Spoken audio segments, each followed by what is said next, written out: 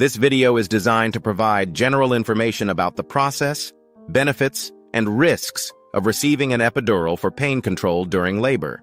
Please note, this video is for educational purposes only and is not a substitute for a one-on-one discussion with your anesthesiologist and does not constitute medical advice. Each patient's situation is unique, and only a healthcare professional who knows your medical history can give you personalized recommendations. What is an epidural? An epidural is a form of pain relief commonly used during labor. It involves placing a small catheter, a thin tube, into the epidural space in your lower back. Medication delivered through this catheter numbs or decreases pain sensation in the lower part of your body, helping you manage contractions more comfortably while remaining awake and alert. Benefits of an epidural. 1.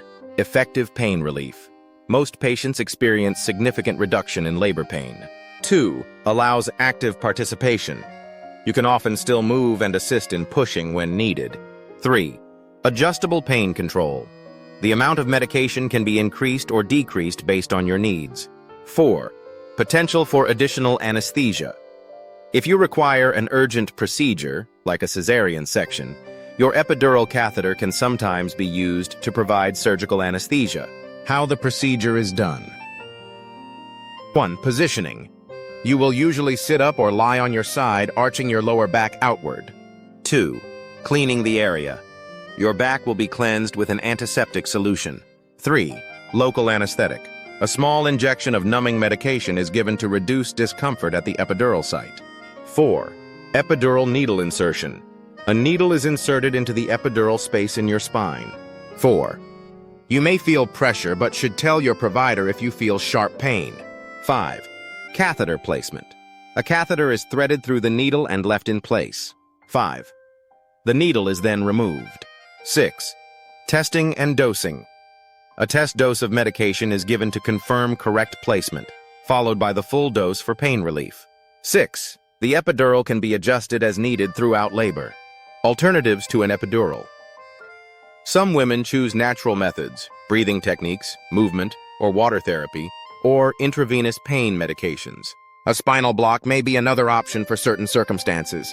Each approach has pros and cons, and your choice will depend on your personal preferences, medical condition, and the recommendations of your obstetric team. Common side effects. 1. Temporary decrease in blood pressure. This is monitored closely and treated if needed. 2. Itching or shivering, sometimes caused by the medications used. 3.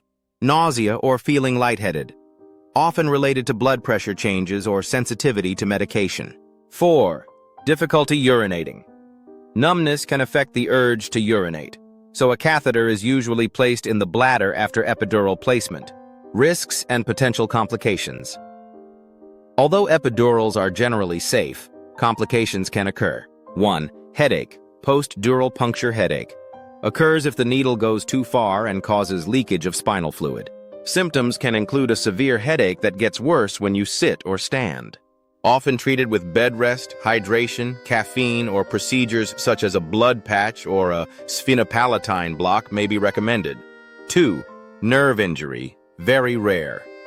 Temporary or permanent nerve damage can occur but is extremely unlikely. This might cause numbness, weakness, or pain in the affected area. 3. Infection, rare but possible. Can include localized infection or, in extremely rare cases, more serious spinal infections. 4. Bleeding, epidural hematoma. Very rare, but can lead to pressure on the spinal cord and, if untreated, permanent damage.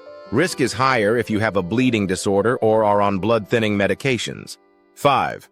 Allergic reactions. Allergic reactions to the anesthetic medications are rare but can happen.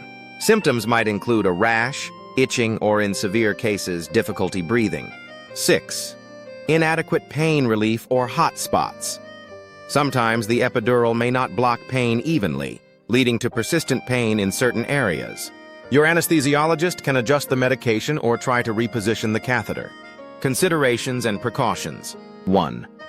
You should inform your anesthesiologist of any history of back problems, bleeding disorders, allergies, or previous reactions to anesthetics.